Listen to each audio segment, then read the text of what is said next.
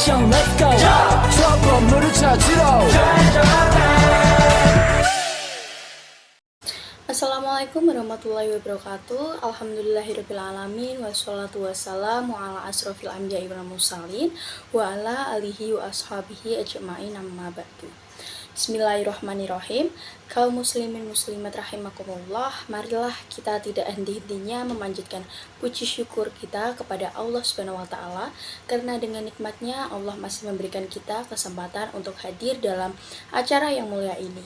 Tak lupa sholawat serta salam selalu tercurahkan kepada Nabi Agung Nabi Muhammad SAW, keluarga, sahabat dan para pengikutnya, dan semoga kita mendapatkan syafaat dari beliau hingga yaumul akhir nanti. Jamaah yang dirahmati Allah, di antara kalian tidak ada yang sedang bermusuh-musuhan dengan temannya, bukan? Atau malah ada? Semoga tidak ada perkelahian di antara kalian ya teman-teman. Karena akhir-akhir ini kita sering menjumpai di mana antar pelajar itu saling melakukan perkelahian satu dengan yang lain. Entah antar individu maupun kelompok. Biasanya dalam hal itu mereka akan menyingkir pihak lawan dengan melukai, membuat mereka tidak berdaya atau bahkan menghancurkan.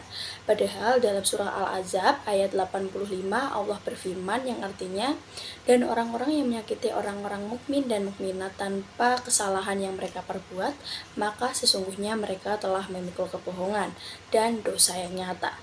Maksud dari ayat tersebut adalah menyakiti orang lain tanpa kesalahan yang diperbuat merupakan perbuatan dosa. Kalimat menyakiti yang diperbolehkan dalam konteks diatur oleh syariat, seperti hukuman untuk pencuri, pembunuh, dan tindak pidana lain. Maka hal tersebut diperbolehkan dengan aturan bahwa eksekusinya adalah negara, cukup saksi dan terbukti melakukan kesalahan sehingga tidak semena-mena.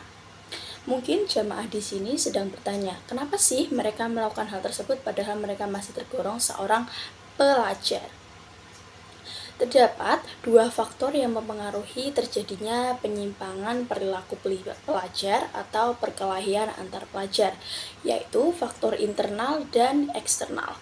Faktor internal antara lain yaitu yang pertama, mengalami krisis identitas, yaitu ketidakmampuan pelajar sebagai remaja dalam proses pencarian identitas diri, maka akan mengakibatkan pelajar mencari identitas sesuai standar tren yang berkembang di kalangan sebayanya, sehingga munculnya penyimpangan perilaku bila teman sebayanya kurang positif.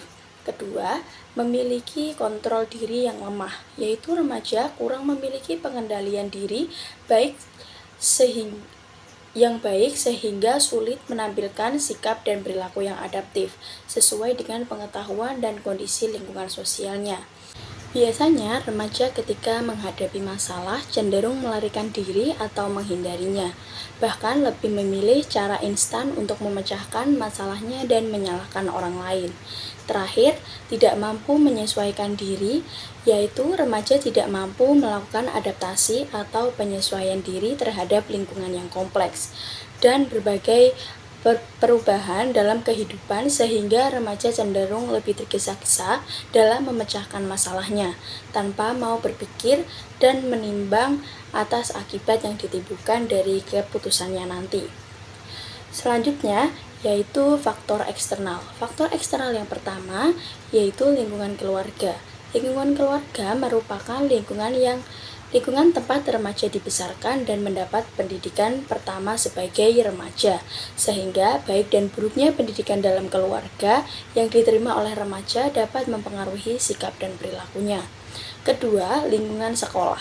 Jika lingkungan sekolah tidak mampu memotivasi siswa untuk belajar dengan lebih baik, tidak adanya aturan yang tegas dan relevan, tidak berjalannya lembaga tempat penyaluran bakat dan potensi siswa melalui ekstrakurikuler, ditambah sikap guru yang sering menunjukkan perilaku yang tidak dapat diteladani, maka remaja akan lebih senang bila menghabiskan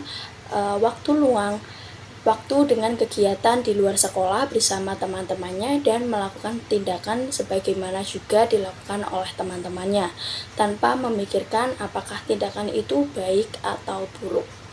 Terakhir, lingkungan teman sebaya. Lingkungan teman sebaya mengakibatkan remaja tidak tidak dapat memisahkan diri dari pengaruh perilaku kelompok.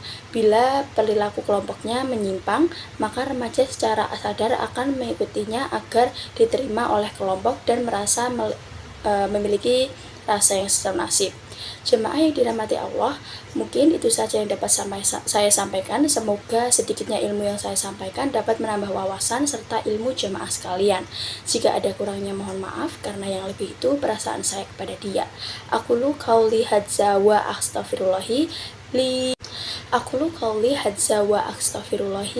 li walakum wastaghfiruhi inna huwal ghafurur rahim. Wassalamualaikum warahmatullahi wabarakatuh.